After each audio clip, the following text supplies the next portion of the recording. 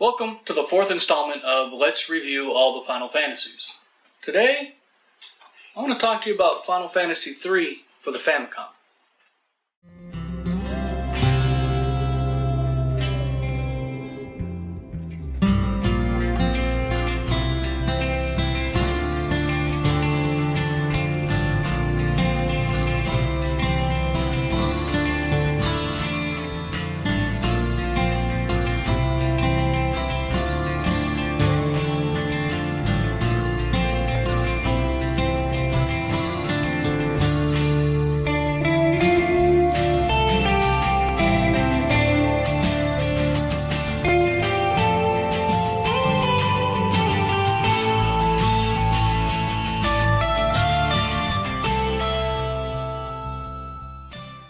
Final Fantasy III was released April 27th, 1990 for the Famicom. Unfortunately, us scrubs here in North America wouldn't see a localized version until August 24th, 2006, when it was remade for the Nintendo DS. In Final Fantasy III, you start off in a cave filled with dangerous monsters, and your characters are trying to find their way out. Here we see a good example of what Final Fantasy III is about. You're once again dropped into the middle of ongoing action, like Final Fantasy II.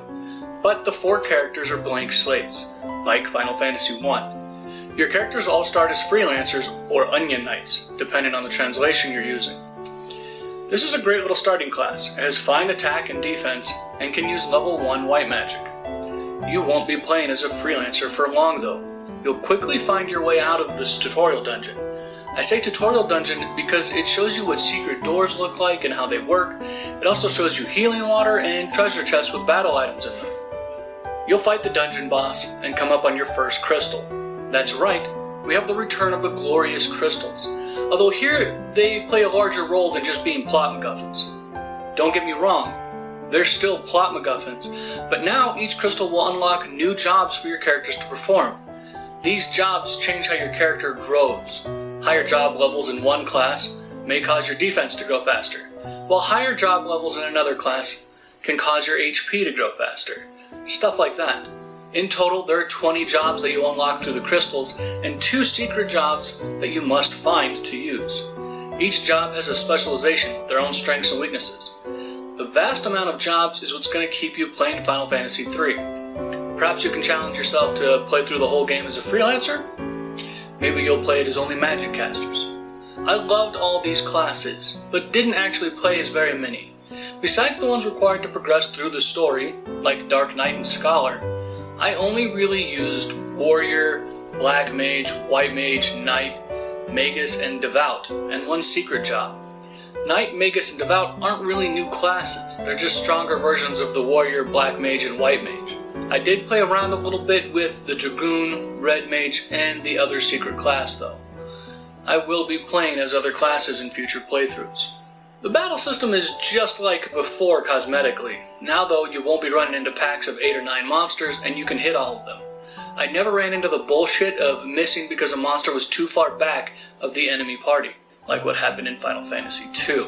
They rebalanced the magic so that it stays useful to the end as well.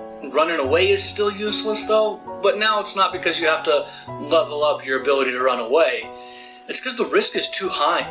When you use the run command, your whole party's defense is set to 0, not just the member who's trying to run away. A hit when you run will hurt a ton. Sorry for the rhyme. Especially in the late game when your party's armor brings their defense to between 50 and 100.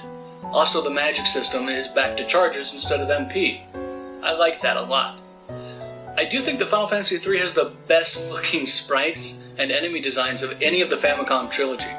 You no longer have drab browns and grays. We're back to the bright fantasy colors, and it's all more detailed and impressive. Some of the biggest improvements made by Square were in the menu. It's easy to read, easy to understand, and it's so much easier to see the effects of new equipment. You don't even need to change screens. To top it off, they made inventory management better. You can still run out of space in your party's inventory, but now you can summon the fat chocobo who will eat your excess items and let you retrieve it later. Square even improved on buying items at the shop. Now you can buy 1, 4, or 10 items at a time. This greatly reduces the amount of time it takes to buy a stack of high potions. The only significant improvement that I can think of would have been to show job descriptions. But Final Fantasy III came out back when video games came with good manuals and you were expected to read them. Now, I can't read Japanese, but when looking through the manual, it seems like it covers all the basics quite well. I don't really want to go through a plot synopsis, partially because it's almost the same as Final Fantasy I, but they just sprinkled more in. And partially because it is much longer than Final Fantasy I or II. Also, I think more people should play it. Everyone outside of Japan was robbed of a great game. There's just so much more going on. The world map is simply massive when compared to 1 or 2. It honestly feels comparable to the world map in 4 in its size and variety. It's not a simple story of visiting the 4 fiends to light the crystals, nor is it a straight story about just the stuff you did to help a rebellion and defeat an evil emperor. Final Fantasy III marks the first time in the main series Square expanded a story with detours and events that are inconsequential to the game's base story. I liked most of these detours. They showed the most creativity. There are dungeons in some of the detours that require you to completely change your party makeup or keep yourselves as toads to finish.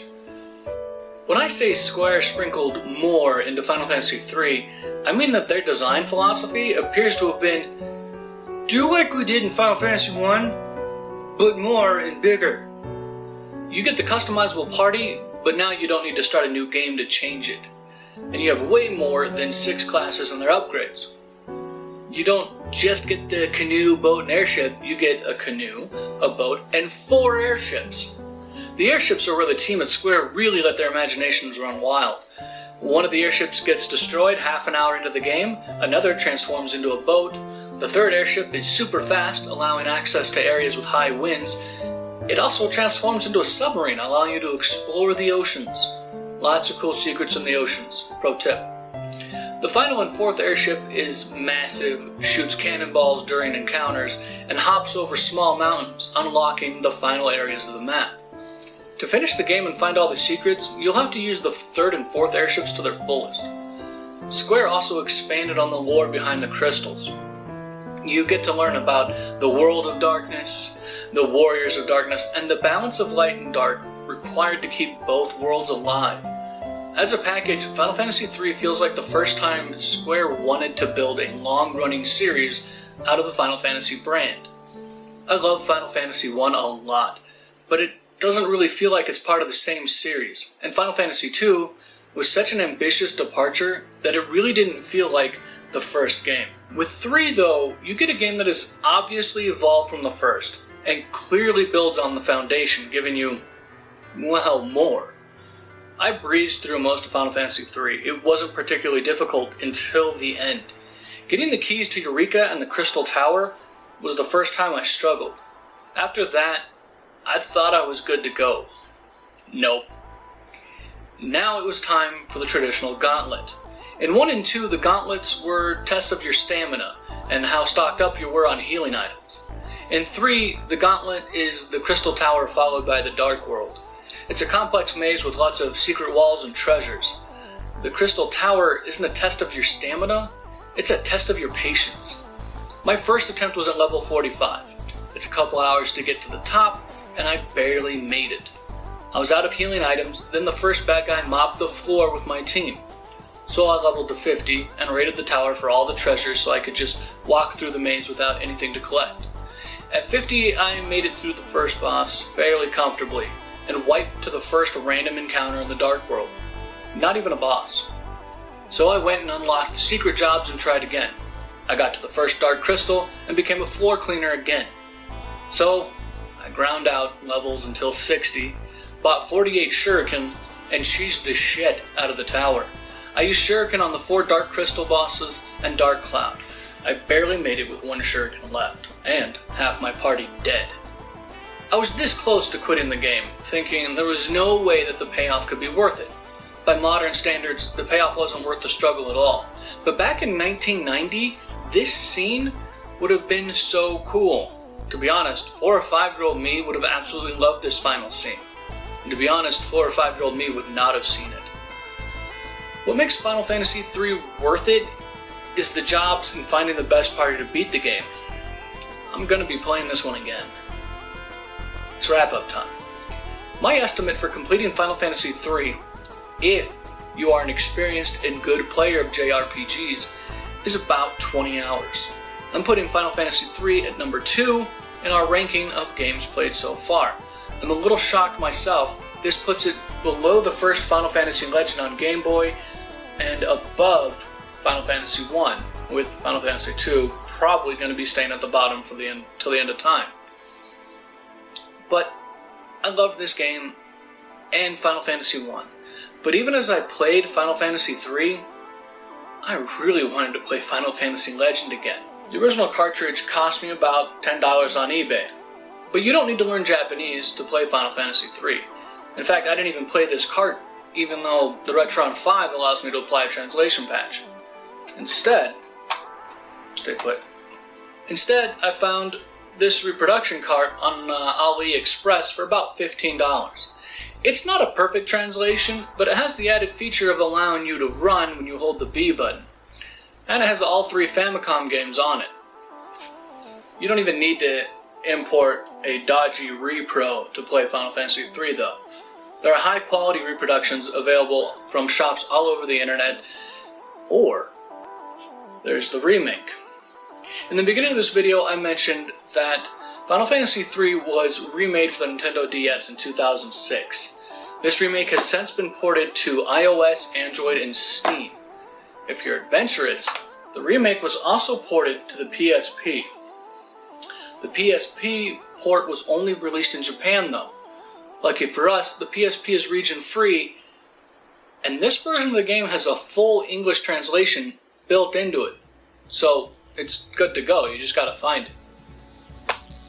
I don't really have an opinion on what version you should play, whether you want to play OG or remake, because I remember liking the DS remake back in 2006, but I don't remember any details about it.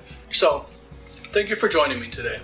I hope you'll join me next time for Final Fantasy Legend 2 on the Game Boy. I'm excited to see what the Legend series has in store. To see other videos in this series, check out the LRAFF playlist on my channel, and if you have any questions or comments, please leave them below. I love reading comments and answering questions when I can. Remember to leave a thumbs up if you liked this video, leave a thumbs down if you didn't. If you want to see more of what we do here at Game Dogs, whether it's reviewing all the games in this massive series or dumb 3D printing projects, please subscribe. Links to the music used in this video are in the description box below. Over and out. Watch your 6.